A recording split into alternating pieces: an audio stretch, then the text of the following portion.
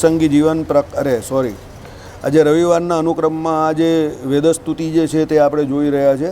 બરાબર. તારીખ આજે કઈ છે? 7 એપ્રિલ 2024 અને આ વેદસ્તુતિ જે છે એ આપણે જોઈ રહ્યા છે. બરાબર. ઓરિજિનલ આ દશમસ્કંદનો ગ્રંથ છે. ભગવાન વેદ જે છે તે ભગવાન શ્રી કૃષ્ણની જે સ્તુતિ કરે છે તે આપણે જોઈ રહ્યા છે.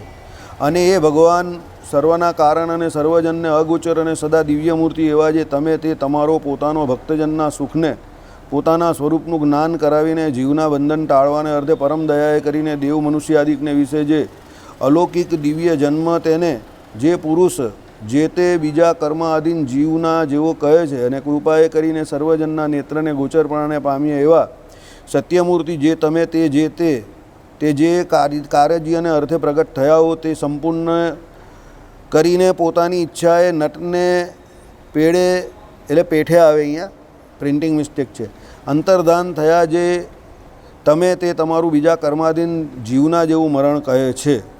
એટલે અહીંયા શું કહ્યું કે ભાઈ ભગવાનના સ્વરૂપની વાત કરી કે ભગવાન જ્યારે અહીંયા અવતાર ધારણ કરે છે ત્યારે બીજા મનુષ્ય જેવી બધી લીલાઓ કરે છે, ચરિત્રો કરે છે. પણ એ ચરિત્રોને પણ બીજા જે જગતના સામાન્ય જીવ છે જેને ભગવાનનો નિશ્ચય નથી તો એ ભગવાનના ચરિત્રોને પણ બીજા સામાન્ય મનુષ્ય જેવી સમજે છે. તે ઉપરાંત ભગવાનના જે અવતાર ચરિત્રને પણ અહીંયા શું સમજે છે? બીજા જે સામાન્ય જીવ અહીંયા જન્મ લે કર્મ કરીને એ પ્રમાણે એ ભગવાનના અવતાર ચરિત્રને એટલે ભગવાનનું અહીંયા આવવું અવતરવું એટલે અવતાર ક્રિયાને પણ એ પ્રમાણે સમજે છે. એટલે ભગવાનનું અહીંયા પ્રગટ થવું અને તે બાદ ભગવાન અહીંયા લીલા કરે તે અને એ પછી ભગવાન જ્યારે અહીંયાથી અંતર્ધાન લીલા કરે ત્યારે પણ બીજા જીવ જેમ દેહ છોડે કર્મે કરીને પ્રારબ્ધે કરીને તે પ્રમાણે સમજે છે. એટલે ભગવાનના કોઈપણ ચરિત્રને એ ભગવાન તરીકે લેતો નથી કારણ કે એને ભગવાનનો નિશ્ચય નથી. સમજો, એની અહીંયા વાત કરેલી છે. બાકી ભગવાન જે છે તે નટને વિદ્યાની જેમ નટ જેમ કેવો એમ કહે કે અલગ અલગ પ્રકારના એમ કહે કે વેશ ધારે અને એનું પોતાનું ઓરિજિનલ જે રૂપ છે તે તો કંઈક જુદું જ હોય અને એ ઓરિજિનલ જે રૂપ છે તે એનું પોતાનું છે. એમ ભગવાન પોતે પોતાના ધામમાં નિત્ય પ્રત્યે બિરાજમાન છે અને મૂળ રૂપ જે ભગવાન જે છે અક્ષરધામમાં બિરાજમાન એ પરમાત્મા મૂળ રૂપ જે છે તે જ બધા અવતારનું કારણ બને છે, સમસ્ત અવતારનું. પણ એ મૂળ રૂપ જે છે તે તો ત્યાં ત્યારે રહે જ છે. પણ હવે આ મૂળ રૂપ જે છે ભગવાન પોતે જ જે બીજા સમસ્ત અવતારનું કારણ બને છે અને અવતાર બીજા ધારણ કરે છે એને સામાન્ય જીવ સમજી નહીં શકતા. કારણ કે ભગવાન જ્યારે અહીંયા જે તે યોનિમાં આવે ત્યારે તે યોનિમાં જે પ્રમાણે બીજા વર્તતા હોય જીવ એ પ્રમાણે જ વર્તે. મનુષ્ય યોનિમાં આવે તો મનુષ્ય પ્રમાણે વર્તે, દેવ યોનિમાં આવે તો દેવ પ્રમાણે વર્તે, પશુ યોનિમાં આવે તો પશુ પ્રમાણે વર્તે, પક્ષી યોનિમાં આવે તો પક્ષી પ્રમાણે વર્તે, તિર્યક યોનિમાં આવે તો એ એટલે પશુ પક્ષી તિર્યક જે કોઈ યોનિ. એટલે ભગવાન જ્યારે જે તે અવતાર ધારણ કરે છે ત્યારે ભગવાનના ચરિત્રો જે તે યોનિમાં આવેલા હોય તે પ્રમાણેના હોય છે. પણ હવે એ જે ભગવત ભક્ત જે છે તે ઓળખી જાય છે કે ના આ જે ચરિત્રો કરનાર વ્યક્તિ જે છે એ બીજા સામાન્ય જીવ જેવો નથી, આમાં કંઈ વિશેષપણું દેખાય છે. એટલે એ ઐશ્વર્ય એ સામર્થ્ય એના દર્શન તમને એ પરમાત્માના એ જે તે યોનિમાં અવતાર ધારણ કર્યો હોય એમાં પણ એ ચરિત્રો દ્વારા થાય અને એ ચરિત્રો દ્વારા જે જીવને પરમાત્માની ઓળખાણ થાય. એટલે જીવને પરમાત્માની ઓળખાણ થયાનું સૌથી મોટું કારણ એ જ છે કે ભગવાન કૃપા કરીને અહીંયા અવતાર ધારણ કરે અને ભગવાનનો પોતાનો સંકલ્પ હોય અને પેલા જીવ જે હોય તેના પૂર્વના કંઈક સુકૃત હોય તો એ પછી ભગવાનને ઓળખી શકે. બાકી શ્રી કૃષ્ણ ભગવાનની સાથે 56 કોટી યાદવ હતા પણ ભગવાનને ભગવાન માનનારા બહુ ઓછા હતા. સમજો, બરાબર. હવે આ બધું સમજવું બહુ અઘરું છે, બહુ કપરું છે. કારણ કે પરમાત્મા પુરુષોત્તમ નારાયણ તો સર્વજ્ઞ છે, એમની જે બુદ્ધિ જે છે એ સર્વજ્ઞ બુદ્ધિવાળા ભગવાન છે. અહીંયા અલ્પ બુદ્ધિવાળા જીવ હોય છે. અરે અહીંયા ઘણા જીનિયસ માણસ હોય એની બુદ્ધિને તમે પાર નહીં પામી શકતા. ને આલ્બર્ટ આઇન્સ્ટાઈન હવે એનો સાપેક્ષવાદ ને આને તેને બધું બહુ અઘરું પડી જાય સમજવું તમને અત્યારે પણ. તો એણે 200-300 વર્ષ પહેલાં એ બધું કેવી રીતે શોધી નાખ્યું હશે? ત્યારે તો વિજ્ઞાનમાં આટલી શોધ પણ ન થઈ હતી. અત્યારે તો ટેકનોલોજી દ્વારા પણ તમને વિડીયો દ્વારા કે એના દ્વારા સમજાવી દે એનો સાપેક્ષવાદ કે જે કંઈ હોય છે. પણ એણે શોધ્યો હશે ત્યારે કાં ટેકનોલોજી હતી? સમજો. તો અમુક વ્યક્તિઓ જે હોય છે જીનિયસ વ્યક્તિઓ, જીનિયસ એટલે શું? એને એક ક્ષેત્રમાં વધારે કામ કર્યું હોય એટલે એ જીનિયસ થઈ જાય. તો એ આપણે નહીં ખબર પડતી તો બીજાની કાં વાત કરવાની? બરાબર. એટલે જે તે સમયે આપણાથી જે કંઈ થઈ શકે તે શ્રદ્ધાએ સહિત કરવું. પણ પરમાત્મા પુરુષોત્તમ નારાયણનો નિશ્ચય ક્યારે થાય? જ્યારે તમે સત્સંગ કરો, શાસ્ત્ર વતે જ ભગવાનનો નિશ્ચય થવાનો છે. એટલે શાસ્ત્રો સત્પુરુષ દ્વારા તમારે સાંભળવા પડે અને સમજવા પડે. અને બધી બુદ્ધિ થોડી થોડી જે કંઈ છે આપણે આપણું સાચું જાણવાનું અને એ પ્રમાણે આપણા ઈષ્ટદેવો એનું ધ્યાન ભજન ઉપાસના કરવાની, એના પ્રત્યે પ્રત્યક્ષનો ભાવ રાખવાનો, એ જે પ્રમાણે જે કંઈ આજ્ઞા કરે એ પ્રમાણે વર્તવાનું, તત્વજ્ઞાન આપણા સંપ્રદાયનું આપણે ફોલો કરવાનું. પણ પછી એની સાથે બધું કરીએ પછી એની સાથે એક સૌથી મોટી શરત એ છે કે કટ્ટરવાદ તરફ જવાનું નહીં. આ સૌથી મોટી વાત શીખવાની છે કે ભાઈ બધું આપણું કરીએ, બધું આપણું સાચું અને આપણે એ પ્રમાણે વર્તીએ અને આપણો મોક્ષ એ પ્રમાણે જ થશે, આપણા સંપ્રદાયની પ્રણાલિકા જ પ્રમાણે. પણ પછી તમે એમ કહો કે ભાઈ આપણે જ સાચા અને બીજા બધા ખોટા, બીજા બધા ભાજીમૂળા અને બીજા આમ ને આપણે તેમને આપણા ભગવાને બધાનું ખંડન કર્યું આમ તેમ, તો આપણું પણ કોઈએ ને કોઈએ ખંડન કરેલું જ છે. એટલે એ બધું ખંડન મંડન તરફ બહુ વધારે જવું નહીં. બસ આપણે જે મળેલું જે પ્રમાણે આપણે ભજન કરીને આપણે નીકળી જવાનું છે. પછી તમે એમ કહો કે ના આપણે બધાનું ખંડન કર્યું ને આપણું કોઈએ નહીં કર્યું, તો એ તમારી બહુ ભૂલ છે, બહુ મોટી. વિશિષ્ટા દ્વૈત વેદાંતનું પણ ખંડન કરનારા લોકો છે જ. અને તમારો જન્મ ત્યાં થયો હતો તો તમે એમ માનતે કે એ ખરા છે, અહીંયા થયો છે એટલે તમે આને ખરા માનો છો. હવે સમજ પડી ગઈ તમને? તમારો ભાગ્યવશાત પૂર્વના કર્મ વસાત અહીંયા જન્મ થયો છે એટલે તમે અહીંયા આપણું સાચું સમજો છો. ત્યાં થયો તો એને સાચું માનતે. મહારાષ્ટ્રમાં સાંઈ બાબાને ભગવાન માને ને આપણે ત્યાં સ્વામિનારાયણ ભગવાનને આપણે માનીએ. બરાબર, આપણે સ્વામિનારાયણ ભગવાનને ભગવાન માનીએ અને આપણે ભગવાન છે એટલે માનીએ છીએ. તો એ લોકો પણ એવી રીતે જ કહે છે. સમજો? આઈડિયા આવી ગયો? હવે અહીંયા એ પ્રશ્ન નથી કે સાંઈ બાબા ભગવાન છે કે નહીં, એ આપણો પ્રશ્ન નથી. એ લોકો માને છે તો એ લોકો પર છોડી દેવું. પણ આપણે સ્વામિનારાયણ ભગવાન માન્યા ને એટલે આપણે એનું કામ કર્યા કરવાનું. એ ઝઘડામાં આપણે નહીં પડવું કે એ કોણ છે. એવા તો દુનિયામાં બધા બહુ ઝઘડા છે. એ બધા ઝઘડામાં આપણે કંઈ આપણી ચા ચડાવવાની છે? એ આપણો વિષય નથી, જવા દો. તમને જે મળ્યા એને પૂરેપૂરા ઓળખી લો અને એનું ભજન કરો, શરણાગતિ સ્વીકારી લો, તમારું કામ થઈ ગયું. બરાબર. એક વસ્તુ યાદ રાખવાની છે, દુનિયામાં ભગવાન એક જ છે. એ અલગ અલગ રૂપે અલગ અલગ જગ્યા પર પ્રગટ થાય છે અને પોતે ત્યારે જે તે સમયની જે જરૂરિયાત હોય એ પ્રમાણે એ જ્ઞાન આપે અને એનું સ્થાપન કરે. ગીતાજીમાં કહ્યું એ પ્રમાણે કર્મયોગ પણ કયો ને કર્મ સંન્યાસ યોગ પણ કયો ને જ્ઞાન યોગ પણ કયો ને ભક્તિ યોગ પણ કયો ને છેલ્લે પછી શું કહી દીધું? શરણાગતિ. તો પછી શરણાગતિમાં જ બધાને લઈ જવાના, તો આ બધો પહેલાં ટાઈમપાસ કર્યો ભગવાને? ભગવાન તો સર્વજ્ઞ છે, તો ભગવાનને ખબર ન પડે કે અર્જુનને સીધી શરણાગતિ સમજાવી દઉં, 18 અધ્યાય ચલાવવાની કાં જરૂર હતી? બરાબર કે નહીં? અરે પણ એ એટલે ચલવા છે કે એ જ્ઞાન યોગ તમે કેવું કે કર્મયોગ કેવું કે કર્મ સંન્યાસ યોગ કેવું કે ભક્તિ યોગ કેવું, એ બધાને માનનારા અને એ પ્રમાણે ચાલનારા ભક્તો તે સમયે પણ હતા, એ પહેલાં પણ હતા અને અત્યારે પણ હોઈ શકે. અને એ પ્રમાણે એ લોકોએ પોતાનું કલ્યાણ માનેલું છે અને એ પ્રમાણે એ લોકોનું કલ્યાણ થાય પણ છે. સમજો? પણ કળિયુગને વિશે અત્યારે કે જ્યારે ભગવાન શ્રી કૃષ્ણ પ્રત્યક્ષ હાજર હતા ત્યારે ભગવાને અર્જુનજીને બેસ્ટ સારામાં સારો રસ્તો બતાવ્યો. આ બધા માર્ગ પણ મને મેળવનારા જ છે, એ બધા મારા સુધી જ આવે છે. અત્યારે હું પ્રત્યક્ષ હાજર છું તો હું તને શું કહું? મારી શરણે આવી જા, તો તારા માટે એ જ કલ્યાણકારી છે. એટલે શરણાગતિ જે છે તે બધા જેટલા પણ આચાર્યો આપણે ત્યાં વૈષ્ણવ સંપ્રદાયના થઈ ગયા બધાએ સ્વીકારી લીધી. બરાબર.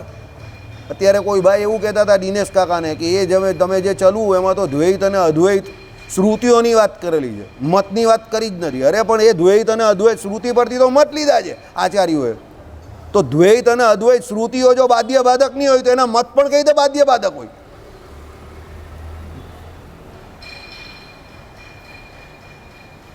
મને એક વાતનો બહુ ગુસ્સો છે. તમારે જ્યારે પણ મારી જોડે કે મારી વાત જોડે તમને કોઈ પણ પ્રકારનો સમજવામાં પ્રોબ્લેમ હોય, ટોક ટુ મી ડાયરેક્ટલી. હું પાછળ વાત કરવાવાળો માણસ નથી, જે હોય તો સીધી જ વાત કરું. આ વિજયભાઈને પૂછી લો, એ ગોળ પર માખી ગંગરાવાની વાત નહીં. If I am wrong I will say I am wrong, પણ if I am not wrong I am not wrong. હું કોઈ દિવસ ન માનીશ, યાદ રાખજો. બરાબર. મારો એક જ સિદ્ધાંત છે વર્ષોથી, રામ ભગવાન સરળ ખરા, જે હશે તે સ્પષ્ટપણે જણાવશે, પણ રામ ઝૂકેલા નથી, યાદ રાખજો. રામનો કોઈ દિવસ તમે કોઈ પણ જગ્યા પર આમ ઝૂકેલો ફોટો ન જોયો હશે. એટલે હા, એ ઝૂકવાવાળી વાત નહીં કરો, પીઠ પાછળ વાત નહીં કરવાની કોઈએ પણ. જે કહેવું હોય ડાયરેક્ટ ટોક ટુ મી. હું તમને ડાયરેક્ટ વાત કરું જ ને, જેની જોડે મારે જે પણ વાત કરવી હોય હું ડાયરેક્ટ કરું છું ને. કેમ ડાયરેક્ટ કરું છું? મારા મનમાં કોઈ પાપ નથી એટલે ડાયરેક્ટ વાત કરું છું. મનમાં કંઈ નહીં રાખવાનું, સીધી ડાયરેક્ટ વાત કરો મારી જોડે. હા, પછી તમને એવો ડાઉટ હોય કે તમે એ બાબતમાં મને પહોંચી ન વળશો કે પહોંચી ન શકશો, તો પછી એ તમારો પોતાનો પ્રોબ્લેમ છે, એ મારો પ્રોબ્લેમ નથી. That is your problem. પણ હું આજે પણ એ વાતથી પૂરેપૂરો એ વાત પર સ્ટિક છું. આઈ એમ એડહેર ટુ માય સ્ટેટમેન્ટ. જે તે મતનું જે તે સમય પર જે આચાર્યએ સ્થાપન કર્યું એ બધા મતની તે સમય પર કંઈ ને કંઈ જરૂરિયાત કે આવશ્યકતા હશે જ, અને કદાચ પૂરેપૂરી હશે એટલે હોય જ, તો જ એ બધા આચાર્યોએ એ કામ કર્યા હોય. એ કંઈ ટાઈમપાસ કરવા નહીં આવ્યા હોય, સમજો. અને એક વાત છે, ત્યારે એ સમય પર જે કંઈ થઈ રહ્યું એ ખોટું જ હોય, સમજો. તો એ ખોટાનું સ્થાપન કરવા પાછા બીજું ખોટું સ્થાપન કરે, અને એના માટે પેલા આચાર્યને ભગવાન મોકલે કે આ ખોટું ચાલી રહેલું છે એનું સ્થાપન કરવા તું બીજું ખોટું સ્થાપન કર. એવું બુદ્ધિ ચલાવવાની જરા. તો ખોટું જે ચાલતું હોય એને તોડવા માટે બીજું ખોટું સ્થાપન કરે, ને પછી પાછું એને તોડવા બીજું ત્રીજું જ ખોટું, અને છેલ્લે ખરા કોણ? તો આપણે જ ખરા, બાકી આખું ગામ ખોટું. આ કઈ બુદ્ધિ છે તમારી? આ તો લૌકિક બુદ્ધિ કરતાં પણ બુદ્ધિ ગઈ કે તમારા છોકરામાં દુનિયાભરના એબ હોય ને પેલી માં શું કહે, મારો છોકરો બોર્ડ આવ્યો ને ગામના છોકરા બધા નક્કામાં. તમે સમજો કે ખોટું જ ચાલતું હોય, કે ખોટું હોય, અંધાધૂંધી ચાલતી હોય, તો ભગવાન આચાર્યોને મોકલે છે ને. તો પછી એને એમ કહી કે તમે ના જઈને ખોટું સ્થાપન કરો.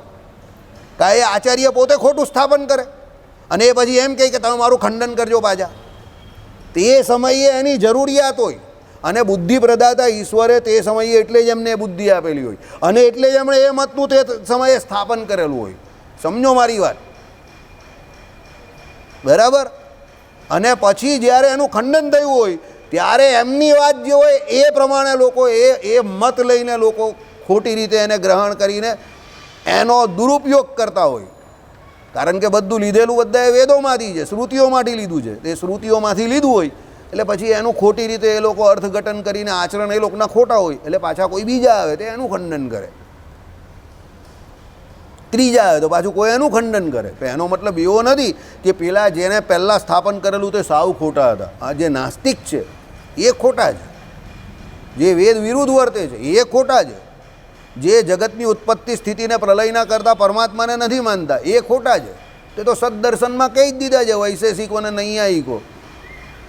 ચાર આસ્તિક છે પહેલાં, કયા? સાંખ્ય, યોગ, ઉત્તર મીમાંસા અને પૂર્વ મીમાંસા. એટલે મીમાંસકો અને જે કોઈ આ સાંખ્ય અને યોગવાળા એને આસ્તિક દર્શન ગયા, અને બાકીના બે નાસ્તિક દર્શન ગયા. આપણે કાં નાસ્તિક દર્શન જોડે કોઈ લેવા દેવા છે?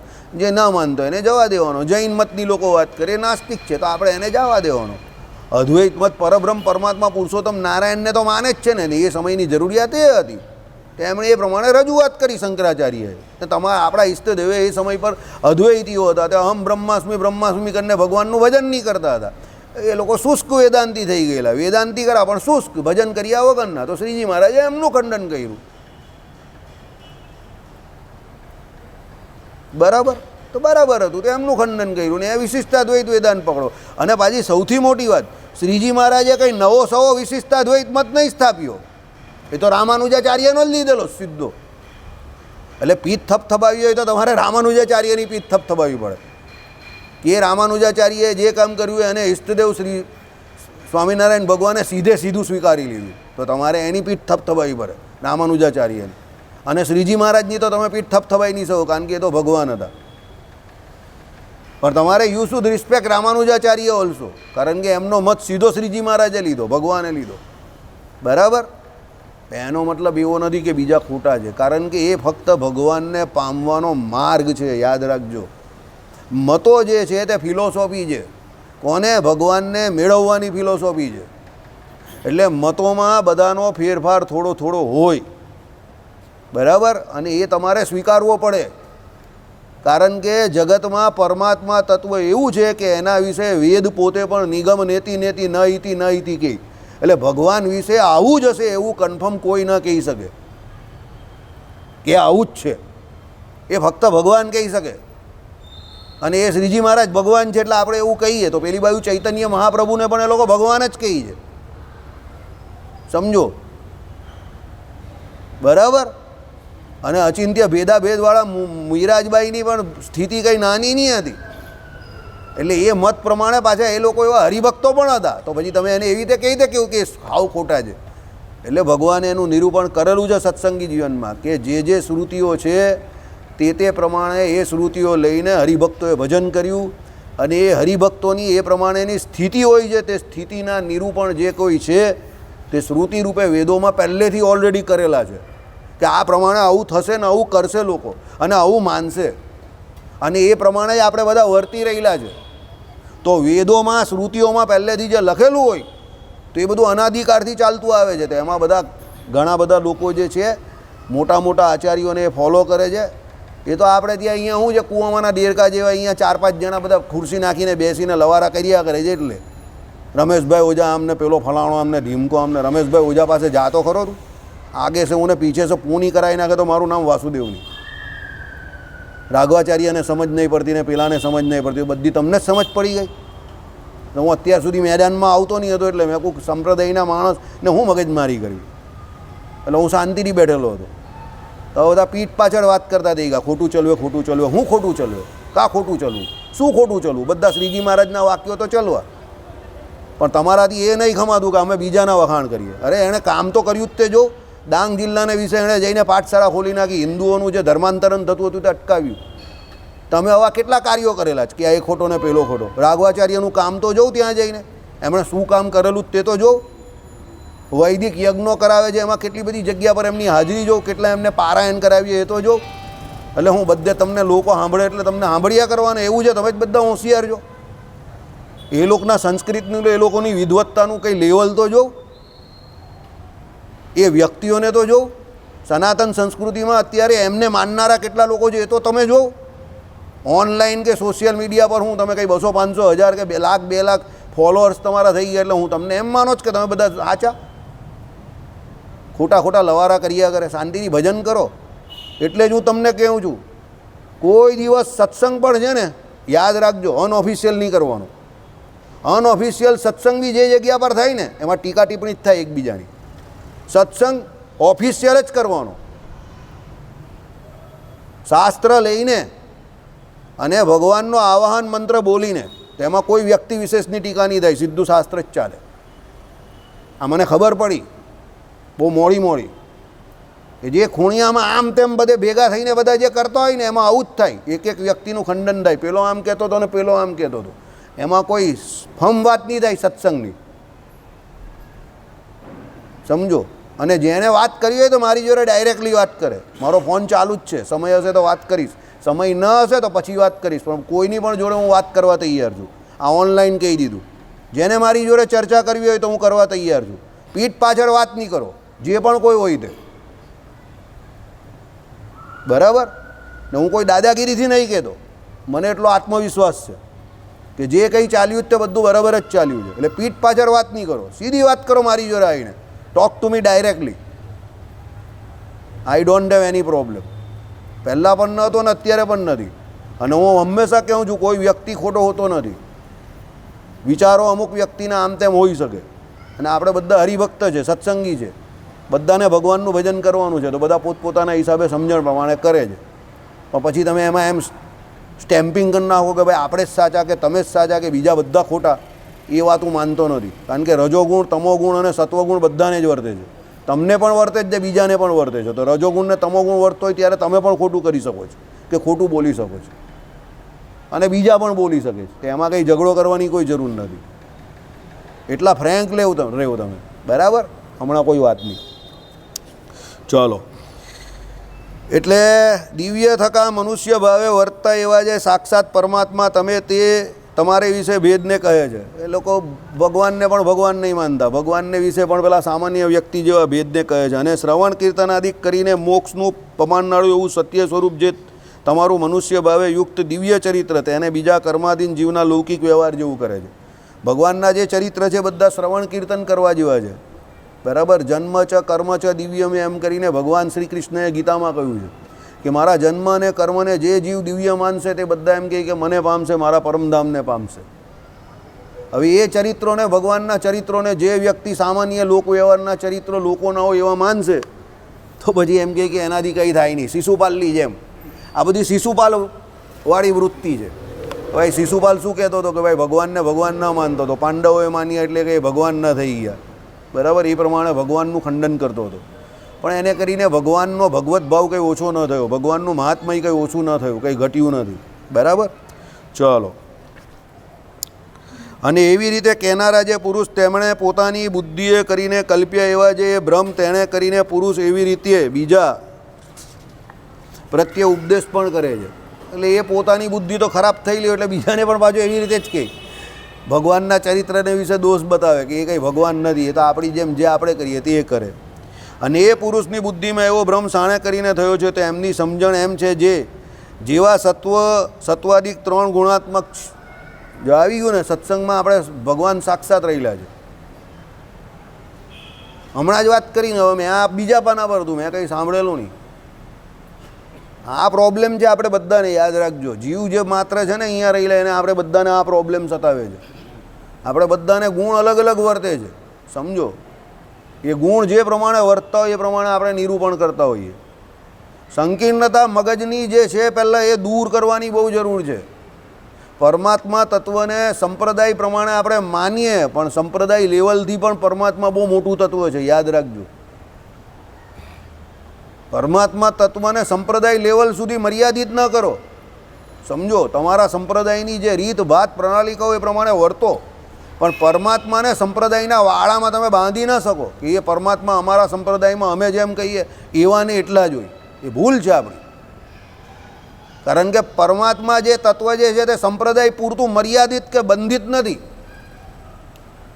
સંપ્રદાય એટલે ગુરુ પરંપરા અને ગુરુ પરંપરાગત જ્ઞાન, સમજો. તો બધામાં થોડું થોડું આમ તેમ થતું હોય, પણ એ બધા છેલ્લે રસ્તા જે છે, માર્ગ જે છે તે ભગવાન પાસે પહોંચવાના છે એમ માનીને બધાએ એકબીજાની રિસ્પેક્ટ કરવી જોઈએ, બધાએ એકબીજાને માન સન્માન આપવું જોઈએ. નહીં કે એકબીજા જોડે ખંડન બંધન કરીને ઝઘડા કરવાના, લડાઈ કરવાની, એ આપણું કામ નથી, બરાબર. પણ એક વસ્તુ બીજી પણ યાદ રાખવી, પછી કોઈને કાયમ જ એવો લડાઈ ઝઘડા કરવાનો બહુ શોખ હોય તો પછી એનો શોખ પૂરો કરી નાખવાનો, બરાબર.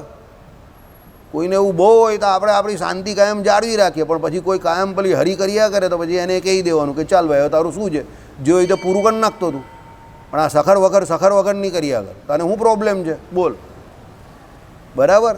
ચાલો એમ કરીને એને પૂરું કર ફટાફટ, અને એને પૂરું કરીને બગાડ કરી નાખવાનો બધો, સમજી ગયા. એ ગોલવાવ નહીં કરવાનું, એકબીજાને કંઈ બીજો ત્રીજાને કંઈ ત્રીજો ચોથાને કંઈ એ બધી વાત નહીં કરવાની, સીધી જ વાત કરવાની, બરાબર. એક લાઈન ચાલતી હોય એક જ લાઈન ચલાવવાની, આડી અવડી વાત નહીં કરવાની. આને ફોન કરવાનો, પેલાને ફોન કરવાનો, ફલાણાને ફોન કરવાનો, ઢીમકાને.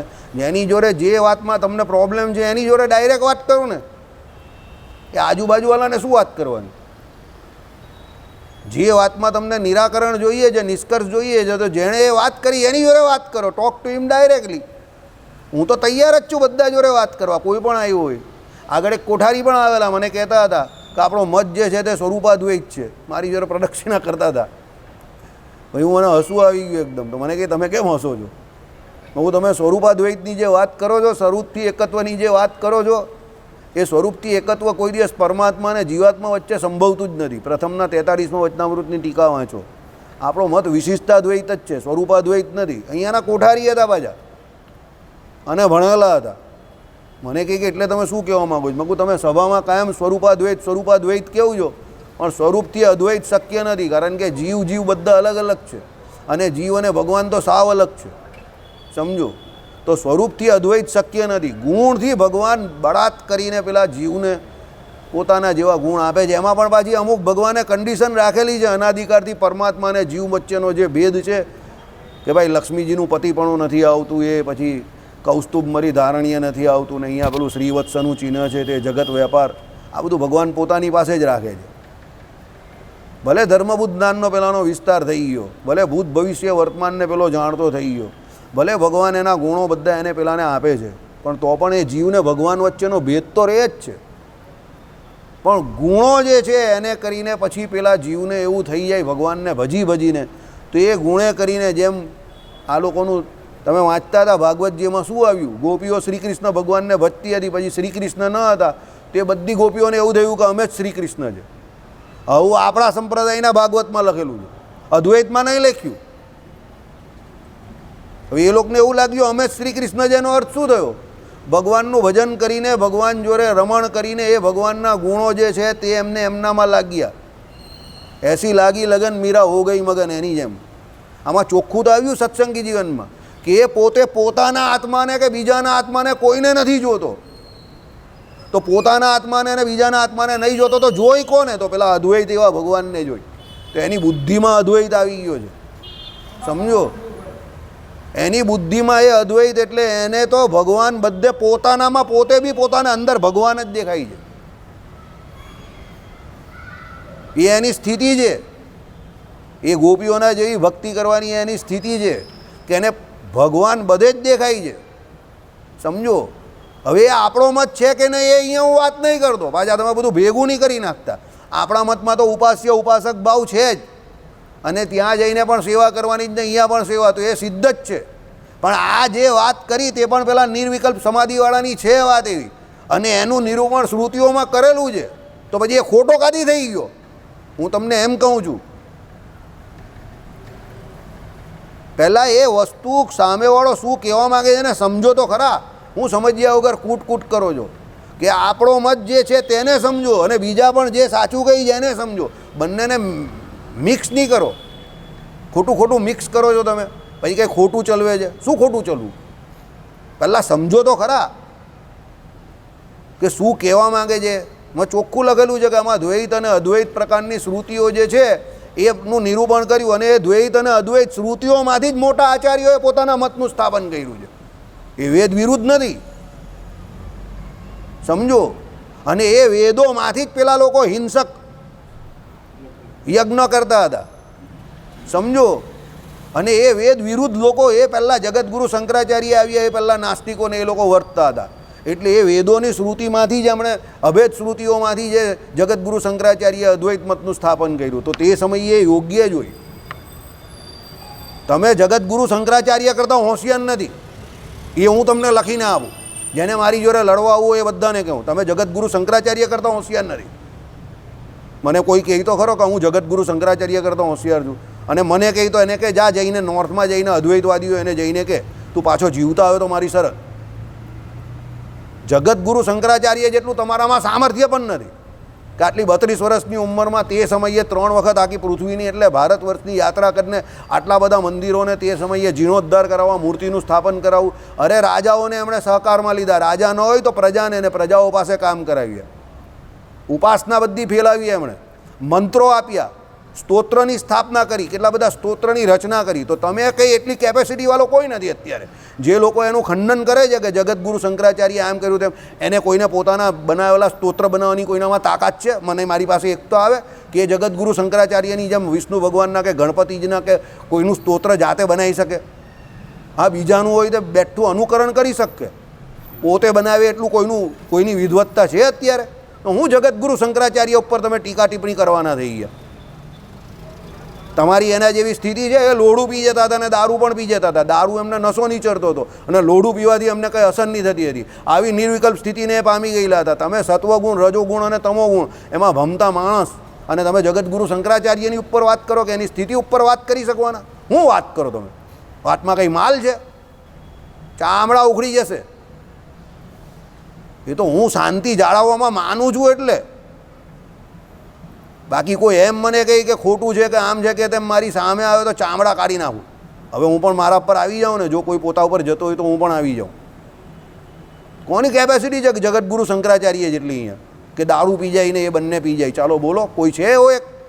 પહેલાં તું એના જેટલી કેપેસિટી બનાવ, પછી એના મતનું કે એનું ખંડન કર. ભાઈ શ્રીજી મહારાજે કર્યું એમ તું કરવા જાય તો શ્રીજી મહારાજ ભગવાન હતા એ કહી શકે, તું ભગવાન નથી. એમ તો બ્રહ્માદિક દેવતાઓ પણ છે. તો તો ભગવાને વિષ્ણુ શિવ ગણપતિ પાર્વતી સૂર્ય એમાં જે દેવતાઓને માનવાનું કહ્યું તો દેવતાઓ પણ જીવકોટીમાં જ આવે જ ને. વિષ્ણુને શિવને છોડો અત્યારે, બાકીના તો બધા જીવકોટીમાં જ આવે છે ને. તો એની પૂજા કરવાની ભગવાને કહી જ છે ને. તો કેમ પૂજા કરવાની કહી ભાઈ? એ તો જીવ જ છે, એને નમસ્કાર કરવાના કેમ કયા? ચાલો બોલો. પિતૃ શ્રાદ્ધ કરવાનું કહ્યું તો પિતૃઓ કોણ છે? પિતૃ છે કોણ છેલ્લે? ભગવાન દોડા છે કોઈ? તે એનું પણ ભગવાને શ્રાદ્ધ કરવાનું કહ્યું ને. તો કેમ કહ્યું? ખંડન મંડન કરવું હોય અને ઊંચું નીચું કરવું હોય તો બધામાં જ થાય, લેવો ને. પણ એ ભ્રમભાવ કેળવવાનો છે કે એ ભગવાનની મારી આજ્ઞા છે અને બધે ભગવાન મારા પુરુષોત્તમ નારાયણ રહેલા છે, તો મારે એમની આજ્ઞા પાળવી જોઈએ. અને એ પ્રમાણે ભગવાનનું મહાત્મ્ય હોવું જોઈએ તમને કે ના, એ બધાની અંદર એ ભગવાન રહેલા છે. એટલે એ ભગવાને કહ્યું છે, એકેશ્વરવાદનો સિદ્ધાંત શું કહે છે કે એ બધામાં ભગવાન રહેલા છે. વિશિષ્ટાદ્વૈત વેદાંત શું કહે છે કે એ બધામાં ભગવાન રહેલા છે અને એ ભગવાન રહેલા છે, ભગવાનની આજ્ઞા છે, બધા પૂજનીય વંદનીય છે. સમજો બરાબર? એટલે કોઈ એમ કંઈ ખોટી વાત કોઈ કરવાની નહીં. કોઈએ ડાયરેક્ટલી મારી જોડે વાત કરો. શ્રીજી મહારાજે કરેલું છે અદ્વૈત વેદાંતનું ખંડન. ત્યારે નિરાકારવાદીઓ બહુ હતા અને અદ્વૈતીઓ બહુ હતા જે ભજન ન કરતા હતા, એટલે કરેલું છે. અત્યારે કોઈ એવા છે નહીં. અત્યારે તમે તમારી નોંધ જગતમાં લેવા એટલે વિડીયો બનાવીને પોતે પોતાના હિસાબે ખંડન કરો છો. બે ચાર જણા એવા માંડ હશે, બરાબર? તમે જો તમારું ભજન કરો તો તમને કોઈ એવા મળવાના જ નથી. એવા 2-5% લોકો ભારતમાં છે. અહીંયા મંદિરમાં રોજ 10,000 માણસ આવે, તો એ લોકોને તો વિડીયો બનાવવાની કે કોઈનું ખંડન કરવાની કે એવો કોઈ સમય જ નહીં મળ્યો. અને તમને સર્ટિફિકેટ કોણે આપ્યું? સંપ્રદાયે સર્ટિફિકેટ આપ્યું જ તમને કે તમે બીજા જે કોઈ બોલે સંપ્રદાયની વિરુદ્ધમાં તમને એનું કંઈ લખી આપ્યું જ કોઈ આચાર્ય મહારાજે કે વડતાલ ટેમ્પલ કમિટી બોર્ડે કે તમે એનું ખંડન કરો? તમારી પાસે એવો કોઈ ઓથેન્ટિક લેટર છે? સંપ્રદાયના વડા બનીને કે સંપ્રદાયના તમે કોઈ પણ ઓથેન્ટિક વ્યક્તિ બનીને તમે જે કોઈ પણ જાહેરાતો કરો છો બધી, તો તમને એવી સંપ્રદાયે સત્તા આપેલી છે? અરે કાલે ઉઠીને કંઈ થશે તો કોઈ ઊભો નહીં રહેશે તમારી જોડે. કોઈ માનહરણનો કેસ કરી નાખશે ને, બદનક્ષીનો કેસ, તો કોઈ એક વ્યક્તિ બી નહીં ઊભો રહેશે તમારી જોડે. આ બધા તમારા પર્સનલ ઓપિનિયન છે, એને સંપ્રદાય જોડે પણ કંઈ લેવા દેવા નથી. અને જે હરજીવનદાસ શાસ્ત્રીની સ્ટાઇલ મારે એને પણ કહી દઈએ, ત્યારે સોશિયલ મીડિયા નહીં હતું. અત્યારે સોશિયલ મીડિયા બહુ એક્ટિવ છે અને સોશિયલ મીડિયાનો લો પણ બહુ એક્ટિવ છે, યાદ રાખજો. એટલે બીજાનું કંઈ પણ કરતાં પહેલાં વિચાર કરી લેજો. થર્ડ આઈ આવી ગઈ છે હવે, પહેલાં થર્ડ આઈ ન હતી, બરાબર? ચાલો. રાહ ચરતે કો राह चलते को छेड़ता नहीं, लेकिन जो मुझे छेड़े उसको छोड़ता नहीं. આ આપણો સિદ્ધાંત છે, બરાબર? જેણે છેડવો હોય મને સીધી વાત કરે, જે શાસ્ત્ર લઈને આવવું એ શાસ્ત્ર પ્રમાણે, બરાબર? હું આઈ એડહેર ટુ માય સ્ટેટમેન્ટ, હું મારા સ્ટેટમેન્ટથી એડહેર છું, કોઈ મત ખોટા નથી. અને આ જે હું તમને વાત કરું જે કોઈ મારી ઘર ગપચું કે મારી પોતાની વાત નથી. આ બધા વૃંદાવનના ને બધા જગતગુરુ જેટલા પણ મોટા મોટા આચાર્યો છે ને, એ બધાના મત આવા છે કે જો ભાઈ શંકરાચાર્ય કે જેટલા બીજા મોટા મોટા આચાર્ય થઈ ગયા, એ લોકોએ એ સમયે એ કામ ખોટું કર્યું હશે, એમ પોતાની જાતનું સ્થાપન કરવા માટે તમે કે એ બધાને ખોટા મોટા કહેતા નહીં તો મોટા પુરુષનો ધ્રોહ થઈ જશે. તમે તમારું સાચું માનીને એનું ભજન કર્યા કરો, એ વાત બરાબર છે. પણ એ બધા પોતપોતાના હિસાબે બહુ ઊંચી સ્થિતિને પામેલા વ્યક્તિ હતા. એટલે એ આમ હતા ને, એ તેમ હતા ને, ફલાણો હતા ને, ઢીમકા હતા ને, એ બધું કહેવાની કોઈ જરૂર નથી. આમાંથી તમને મેં કહી દીધું ને, આ બધા આપણે સત્વરજ અને તમ 3 ગુણમાં ભમવાવાળા માણસ, અને પેલા બંનેમાં જેને એક સરખો ભાવ દેખાતો હોય, તમે એની જોડે હું ચેલેન્જ કરવા જાઉં? તમારી કોઈ ઓકાત તો છે નહીં. અરે આપણા આચરણમાં જ પહેલાં એટલો દમ નથી ને. સમજો, કથણી ને કરણીમાં આપણો કેટલો ફરક છે. આચરણમાં તો પહેલાં દમ રાવો તમારા. જગતગુરુ શંકરાચાર્યનું આચરણ કેવું હતું એ તમને ખબર છે? જગતગુરુ રામાનુજાચાર્યનું આચરણ કેવું હતું તમને ખબર છે? જેટલા પણ આચાર્યો થઈ ગયા એમનું આચરણ કેવું હતું? આચાર્યનો અર્થ જ આચરણ. રામો વિગ્રહવાન ધર્મ, રામચંદ્ર ભગવાન શું તો વિગ્રહવાન ધર્મ, સાક્ષાત ધર્મની મૂર્તિ છે ભગવાન રામચંદ્ર. તેમ એ બધા આચાર્યો પોતે આચાર્ય એટલે શું? એમનું આચરણ એ પ્રકારનું હતું, એટલે એ આચાર્ય છે. તમારી એવી કોઈ કેપેસિટી નથી, બરાબર? એવા વિડીયો બનાવવા તો હમણાં હું બનાવી દઉં, 100 વિડીયો બનાવી દઉં હમણાં, બોલો એટલી કેપેસિટી છે. આમાં શું કરવાનું છે? 2 ચોપડા કાઢ્યા તો 100 વિડીયો બની જાય. આનું ખંડન, પેલાનું ખંડન, યુટ્યુબ પર બધા આવે જ છે નવરી દુકાનો. એમાં કંઈ કરવાનું નથી, બરાબર? એ કંઈ અઘરું કામ નથી. અને એમાં કોઈ આચાર્ય બનવાની પણ જરૂર નથી, ન્યાયના કે ઇતિહાસના કે કોઈ પણ કરી શકે. અત્યારે બધા સોશિયલ મીડિયા પર એવા બધા બહુ આવે જ રોજ, તમે ખોલો એટલે બધા કેટલા મળી જાય. ભજન કરવું એ અઘરું કામ છે, ઇન્દ્રિયો અંતકરણને જીતવા એ અઘરું કામ છે. બરાબર, શાંતિથી બેઠા બેઠા ભજન કરવું ને એ સૌથી કપરું કામ છે. એકાંતમાં રહીને ભગવાનનું ભજન કરવું એ અઘરું કામ છે. એટલે આવા બધા ખોટા રવાડે ચડવાનું નહીં. આ લડાઈને પેલા લડાઈને ફલાણું ને ઢીમકું ને એ બધો ટાઈમપાસ છે. યાદ રાખજો, જેનાથી ભજન ન થતા હોય ને એ જ બધા એ ટાઈમપાસ કરતા હોય. એ એમ સમજે કે મારી વૃત્તિ તો ભગવાનમાં રહી જ ને, પણ એની વૃત્તિ ભગવાનમાં નહીં રહેતી એટલે જ આ બધું કરે છે. હવે આજે હું કહી દઉં, કેમ મને એવું કરવાની કોઈ દિવસ જરૂર નહીં પડી, કેમ મારા બાપાને એવું કંઈ કરવાની જરૂર નહીં પડી, મારા દાદાને પણ એવું કરવાની કેમ જરૂર નહીં પડી? કારણ કે એ લોકો બધા ભજન કરતા હતા. પણ જેનાથી ભજન થાય નહીં એટલે આવું બધું કરે. અને આવું બધું કરનારા જોજો, કોઈ દિવસ માળા ફેરવતા તમને જોવા નહીં મળે, કે ભજન કરતા જોવા નહીં મળે. આ ખોટો ને પેલો ખોટો ને કેજરીવાલની જેમ 10 વર્ષમાં ભ્રષ્ટાચાર વિરોધી પાર્ટી પોતે જ બધા માણસોના ભ્રષ્ટાચારમાં ઘૂસી ગયા જેલમાં. અરે તું લોકોની ફિકર કા કરે છે? તારે શું કરવું એ કરને. બરાબર, હું આ ભાઈની 100 ભૂલ શોધું તેના કરતાં મારી 10 ભૂલ સુધારી નાખું એમાં વધારે ફાયદો છે. અક્કલ બળી કે ભેંસ બળી? આ ભાઈમાં 100 ભૂલ હશે માનું છું, અરે પણ એની 100 ભૂલ જોવાથી કે બોલવાથી મને શું ફાયદો? કંઈ ફાયદો નથી. મારી 10 ભૂલ સુધારી નાખું તો મારું જીવન સફળ છે.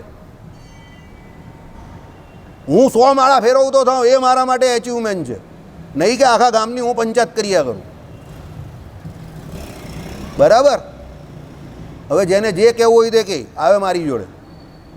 જેને જે માનું દૂધ પીધું હોય તો આવે મારી પાસે. ચાલો હવે હું કહું છું, હવે હું પણ આવી ગયો મારા પોતાના ઉપર. બહુ શાંતિથી બહુ પ્રેમથી વાત કરી. હવે જેને જે સમજવું હોય તે સમજે. બરાબર, આવે મારી પાસે. ચાલો, એટલે આમાં કહ્યું એ પ્રમાણે ભગવાન 3 ગુણાત્મક છે એવી રીતની સમજણે કરીને થયો જે બ્રહ્મ રૂપ, બ્રહ્મ એટલે અહીંયા ડાઉટ કયો છે, સંશય, તે જે તે કૃપાએ કરીને મનુષ્ય રૂપે વિચરતે એવા દિવ્ય મૂર્તિ જે તમે તે તમારા સ્વરૂપનું જે પુરુષનું અજ્ઞાન, જે યથાર્થ જ્ઞાન નહીં તેણે કર્યો છે, કહેતા અજ્ઞાને કરીને થયો છે. તે માટે 3 ગુણ થકીને માયા થકી પર ને જ્ઞાન મૂર્તિ એવા જે સાક્ષાત તમે તે તમારા વિશે એ બ્રહ્મ નથી ઘટતો ને તમારું જે જન્મચરિત્ર ને તે દિવ્ય ચરિત્ર છે ને નિર્ગુણ છે ને કલ્યાણરૂપ છે ને જે તમારા સાક્ષાત સંબંધને પામે છે તે સર્વે નિર્ગુણ થાય છે. આ નિયમ છે ભાઈ. જે ભગવાનને ભજતા નથી એને ભગવાનમાં પણ બધા અવગુણ દેખાય છે. એ ભગવાનને પણ સામાન્ય જન જેવા જોઈ છે. અને જેને ભગવાનમાં દિવ્ય ચરિત્રમાં ભગવાનના ગુણ દેખાય છે કે ભાઈ ભગવાનના દરેક ચરિત્ર આપણા માટે સારા જ છે, તે એ ભગવાનમાંથી સારું જ લે છે અને એને કરીને એને મોક્ષ માનેલો છે. અને એને કરીને એની બધી ક્રિયા પણ નિર્ગુણ થાય છે અને નિર્ગુણ એવા ભગવાનને પામે છે. આ રીત છે. તમે જેને સેવો એના જેવા થાવ. બરાબર, ચાલો દ્રષ્ટિગત. હવે શ્લોકનો અર્થ, દ્રષ્ટિગત નહીં થતા હોવાથી અસત એટલે સ્વરૂપ એવા તમારા જન્મને, સત્ય સ્વરૂપ હોવાથી સત એટલે સ્વરૂપ એવા તમારા મૃત્યુને તમારા વિશે વર્ણવે છે. એટલે જે નથી દેખાતું તે અને જે દેખાય છે તે બધું તમારા વિશે કલ્પે છે. સત અને અસતનો અર્થ એવો કહ્યો. બરાબર, દ્રષ્ટિગત નહીં થતા હોવાથી અસત કહ્યું. એટલે જે દેખાય નહીં એ બધું અસત. એટલે સ્વરૂપ એવા તમારા જન્મને, અસત સ્વરૂપ એવા તમારા જન્મને એમ. સત્ય સ્વરૂપ હોવાથી એટલે સત સ્વરૂપ એવા તમારા મૃત્યુને તમારા વિશે વર્ણવે છે. કારણ કે મૃત્યુ થાય તો દેખાય. ભગવાન અહીંયા જ્યારે ભગવાન શ્રી કૃષ્ણએ કે ભગવાન શ્રી હરિએ દેહ ત્યાગ કર્યો તો બીજાને દેખાય ને, તે મૃત્યુને તમારા વિશે માને છે. બાકી વસ્તુતા એ તો જન્મ ચ કર્મ ચ દિવ્યમ, એટલે ભગવાનના જન્મ અને કર્મ અને પછી અહીંયા મરણ એટલે અંતર્ધાન લીલા એ બધું દિવ્ય છે. એને જે જીવ જ્યારે જે તે રીતે એના ચરિત્રો ગુણ બધું ગાય તે જીવ પરમપદને પામે. બરાબર છે. તથા તમારા સ્વરૂપમાં ભિન્નતા એટલે વિધામ દર્શાવે છે. એટલે તમારા સ્વરૂપમાં તેઓ તમારા ચરિત્રને અવ્યવહારુ એટલે અવાસ્તવિક માનનારા છે. એટલે ભગવાનના જે ચરિત્રો એને પણ એ લોકો ખરા નથી માનતા. બરાબર, ઘણા લોકો પેલા જૈન લોકોની વાત કરેલી છે કે ભાઈ શ્રી કૃષ્ણ આ નરકમાં ગયા અને રામચંદ્ર ભગવાન આ નરકમાં ગયા અને રામચંદ્ર ભગવાને રાવણ બ્રાહ્મણ હતો એને મારી નાખ્યો, એમને બ્રહ્મ હત્યા લાગીને. હવે ભગવાન હતા ભાઈ, અને ભગવાને એ માટે જે કંઈ કરવાનું હતું તે શ્રી રામચંદ્ર ભગવાને કર્યું પણ હતું. પણ હવે ભગવાનને એકચ્યુઅલી કંઈ લાગતું નથી. ભગવાન તો જન્મ કર્મથી જ પર છે. શ્રી કૃષ્ણ ભગવાને ગીતામાં શું કહ્યું? ભાઈ મને કર્મ કરવાની કોઈ જરૂર નથી. પણ આ જગતને વિશે મોટા પુરુષ જે પ્રમાણે આચરણ કરે તે પ્રમાણે પછી બીજા જે સામાન્ય જનો હોય તે એમના આચરણને અનુસરે. એટલે મારે પણ એ કરવું પડે છે, એટલે હું કરું છું. એટલે કર્મનો માર્ગ એ રીતે શ્રેષ્ઠ છે, કારણ કે શ્રેષ્ઠ જન જે પ્રમાણે કર્મ કરે એ પ્રમાણે બીજા જન વર્તે. એટલે એ કર્મનો માર્ગ હું અપનાવું છું, તો તારે પણ અપનાવવો જોઈએ, એમ કરીને અર્જુનજીને કહ્યું. બરાબર છે. એટલે આવું કંઈ ભગવાનમાં અવાસ્તવિક હોતું નથી, બધું વાસ્તવિક જ છે. તે એ લોકો અવાસ્તવિક માને, તે લોકો પોતાના ભ્રમથી એટલે પોતાના સંશયથી આવો ઉપદેશ આપે છે. એટલે એ લોકોને પોતાને ડાઉટ હોય છે, એને કારણે આ બધું કરે છે. કારણ કે ઉપદેશક 3 ગુણવાળો છે, કહી દીધું. ઉપદેશક જે કોઈ છે આ બધા તે 3 ગુણ, સત્વ રજ અને તમ, એ 3 ગુણવાળા હોય છે.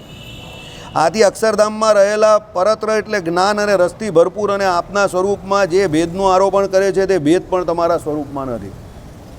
ભગવાનનું જે અક્ષરધામનું રૂપ કેવું છે, અક્ષરધામમાં રહેલા જ્ઞાન, બરાબર, પછી રસથી ભરપૂર, સર્વરસ સર્વગંધ, અને આપના સ્વરૂપમાં જે ભેદનું આરોપણ કરે છે. ભગવાનના સ્વરૂપમાં પણ ભેદ આરોપે કે ભાઈ ભગવાનમાં પણ આ છે, કામ છે ને, ક્રોધ છે ને, લોભ છે ને, આ તે બધું જે કંઈ હોય તે બધું કહે. સત્વ રજ અને તમે 3 ગુણ પ્રમાણે ભગવાન પણ વર્તે છે એવું માનનારા માને, શિશુપાલ જેવા જે કંઈ હોય તેવા ઘણા બધા.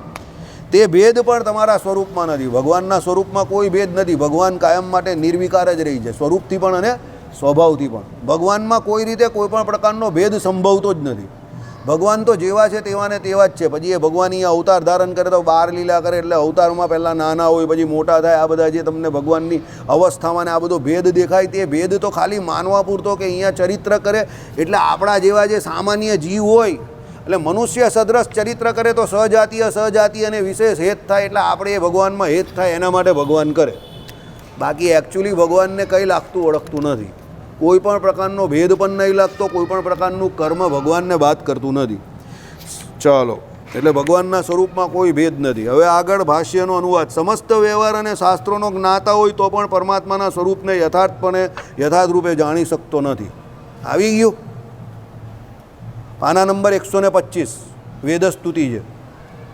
એટલે કોઈ છાંટી ઠોકીને એવું ના કહી શકે કે આવું જ છે. સમજો, કોઈનો બાપ બી એવું ના કહી શકે કે ભગવાન આવા ને આવા જ છે. શ્રીજી મહારાજે જે પ્રમાણે કહ્યું હોય એ પ્રમાણે પણ ના કહી શકે. ભગવાનના શબ્દો પણ ભગવાન જ કહી શકે, કોઈ બીજો ના કહી શકે. એમાં ગડબડ થાય. કારણ કે આપણે બધા સત્વગુણ, રજોગુણ અને તમોગુણ, એ 3 ગુણ આપણામાં વર્તે છે. સમજો, એટલે ભગવાનનો પણ પૂરેપૂરો સંદર્ભ લેવો હોય તો બહુ અઘરો પડે આપણે. કારણ કે ભગવાને કયા સંદર્ભમાં ક્યારે શું વાત કરી એ અઘરું કામ છે સમજવું. હમણાં જે વિમલભાઈ એક પ્રશ્ન લાવેલા કાલે, સરસ પ્રશ્ન હતો. વચનામૃતમાં એક જગ્યા પર મહારાજે એવું કહ્યું, બ્રહ્માજી અને વિષ્ણુ, શિવજી, એના જેવું બ્રહ્મરૂપ તો કોઈથી વર્તાતું નથી. બરાબર. અને બીજી જગ્યા પર એવું કહ્યું કે ભાઈ બ્રહ્માજીને પણ મોહ થયો અને શિવજીને પણ મોહ થયો. એકને મોહિની રૂપથી ને એકને પેલી સરસ્વતીજીને. તો એટલી એ પણ એમના પણ ભ્રમરૂપપણામાં એમ કે એટલી ખામી જાણવી. એક બાજુ એવું કહ્યું કે એમના જેવું ભ્રમરૂપ કોઈથી વર્તાતું નથી. એક બાજુ એવું કહ્યું કે એમના પણ ભ્રમરૂપપણામાં એટલી ખામી જાણવી. એક જ ભગવાન છે કહેનારા. તો હું ભગવાન ભાંગ પીને બેઠેલા હતા કહું કહ્યું? 2 જગ્યા પર અલગ અલગ. કહેનારા એક જ વ્યક્તિ છે ને, એક જ ગ્રંથ છે વચનામૃત, એમાં ભગવાને જ કહ્યું છે. તો એવું કેમ કહ્યું? અરે સંદર્ભ જોવો પડે. જ્યાં એવું કહ્યું કે બ્રહ્માજી અને શિવજી જે છે એના જેવું બ્રહ્મરૂપ બીજા કોઈથી વર્તાતું નથી, તો એમાં બીજા કોઈ જીવ, એટલે આપણા જેવા બીજા જે કોઈ એનાથી વર્તાતું નથી એમ માનવાનું છે. એટલે આપણી કમ્પેરિઝનમાં એ લોકો આપણાથી બહુ મોટા ભક્ત છે, અને એ લોકો બ્રહ્મરૂપ જેવું વર્તે જેવું આપણાથી નહીં વર્તાતું, એ રીતે લેવાનું છે.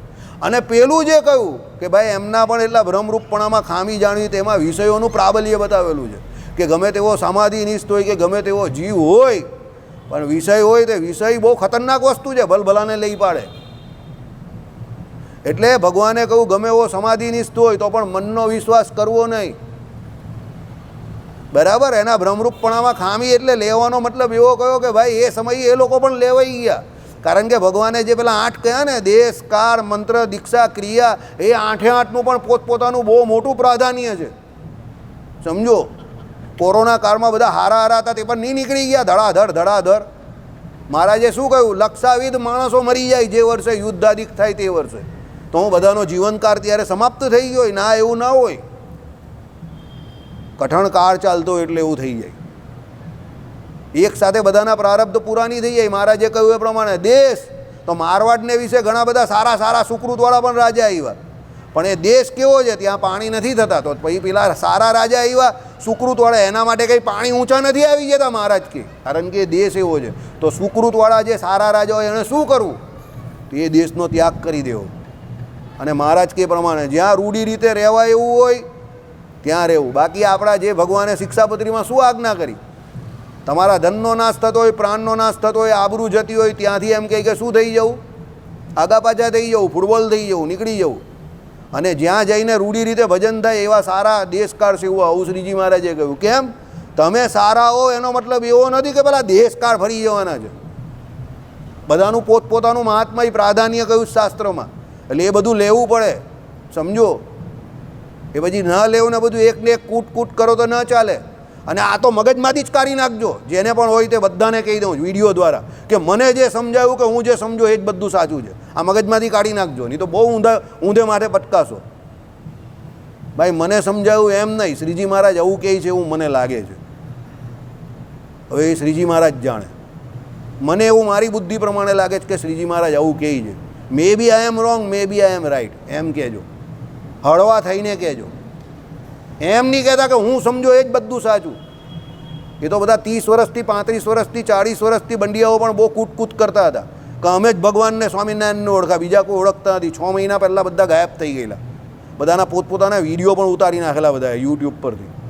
બહુ હોશિયાર હતા બધા. તો લડવા જવું હતું ને, કોઈ એક માયકા લાલ એવો હતો નહીં કે લડવા ગયા. બધી કમિટીઓ બનાવી દીધી ને બધું બહુ કરી નાખ્યું. હવે બધા ધાક પીછોડા કરે છે કે અમે જવાબ આપ્યો ને તમે જવાબ આપ્યો. અરે કોઈ તમારા જવાબને કંઈ માનતું નથી, કારણ કે પેલામાં નારાયણ મુનિ લખેલું છે ને સ્વામિનારાયણ સંપ્રદાય તમે વાત કરો છો, ઉદ્ધવ સંપ્રદાયનું નામ. તો સ્વામિનારાયણ સંપ્રદાય કશે નામ જ નહીં લખ્યું. ચાલ જાઓ, ખાલી ખાલી ઢાંક પીછોડા નહીં કરો. હવે આમ કરી નાખ્યું ને તેમ કરી નાખ્યું. આ તો પેલું કેવું, વરના વખાણ કોણ કરે? તો વરની માં કરે. હવે આપણો સંપ્રદાયને આપણા જ માણસ એટલે આપણાથી વધારે કંઈ બોલાય નહીં. નારાયણ મુનિદેવ કયા છે કે નારાયણ મુનિ કયા છે તે તો આપણે માનીએ ને, તો આપણે તો માનીએ જ છે. આપણે કાં નથી માનતા? પણ પેલો સામેવાળો તો ત્યારે પણ ન માનતો હતો અને આજે પણ નહીં માનતો. તેને કાં મનાવી દીધો તમે? એટલે ભાઈ તમને બહુ જ્ઞાન થઈ ગયેલું. તો યહ સર્વજ્ઞ સર્વવિદ એમ કરીને તમે બધા પોતાની જાતને સર્વજ્ઞ અને સર્વવિદ સમજવા માંડેલા. બધે જ તમે રહેલા જ ને તમને બધું જ આવડે તો કાં સમજાઈ શક્યા તમે એને? બરાબર. એટલે ખોટી ખોટી લવરી નહીં કરવાની, લવારા નહીં કરવાના. આપણી પોતાની કોઈ હેસિયત નથી એમ કરીને થોડાક નરમાસથી ચાલવું. દાસાનું દાસ થઈને ભજન કરવાનું છે. યુધિષ્ઠિરની જેમ ભૂલ બધી પોતાનામાં શોધવાની છે. આખા ગામમાં ભૂલ નહીં શોધવાની. આખા ગામમાં ભૂલ શોધીને આપણી ભૂલ નહીં સુધરી જવાની. બરાબર. ભૂલ આપણામાં પહેલાં શોધવાની છે ને ભજન કરવાનું છે યુધિષ્ઠિરની જેમ. આવી ગયું ને? જો સમસ્ત વ્યવહાર અને શાસ્ત્રોનો જ્ઞાતા હોય, બધા શાસ્ત્રોને જાણતો હોય તો પણ પરમાત્માના સ્વરૂપને યથાર્થપણે જાણી શકતો નથી. પરમાત્માના સ્વરૂપને જાણવા માટે ઉત્તમ ભક્તોનો સંગ જ ઉપકારક નીવડે છે. એ વાત આ શ્લોકમાં દર્શાવવામાં આવી છે. સત્સંગ કરવો પડે, ભજન કરવું પડે અને નરમાસ કોઈ દિવસ ન છોડવાની. જો ભાઈ આવું હોઈ શકે, આવું લાગે છે મને, આવી રીતે વાત થાય. ભાઈ તમે કહો કે ના આ જ પ્રમાણે સાચું ને પેલું બધા ખોટા, આખું ગામ ખોટું ને હું જ સાચો, એ વાત ખોટી, હાવ ખોટી વાત છે. બરાબર. એવી રીતે તમે મનાવા જાઓ તો કોઈ માનવાનું પણ નથી. યાદ રાખજો. હા, કોઈને ન ઝઘડવું હોય તો તમારી સામે કંઈ જવા દે ને ભાઈ, ને પછી કંઈક હવે બરાબર એમ કરીને કોઈની પાસે ઝઘડવાનો સમય નથી. અને અત્યારે સનાતન સંસ્કૃતિ એકતા તરફ જઈ રહેલી છે. તો એ એકતા તરફ જાય તેને જવા દેવું ને વચ્ચે વચ્ચે કાં તમે બધા ભીંડા ઘુસાડો છો અંદર ઝઘડાના. ચાલો. શ્રીપતિમ શ્રીધરમ સર્વ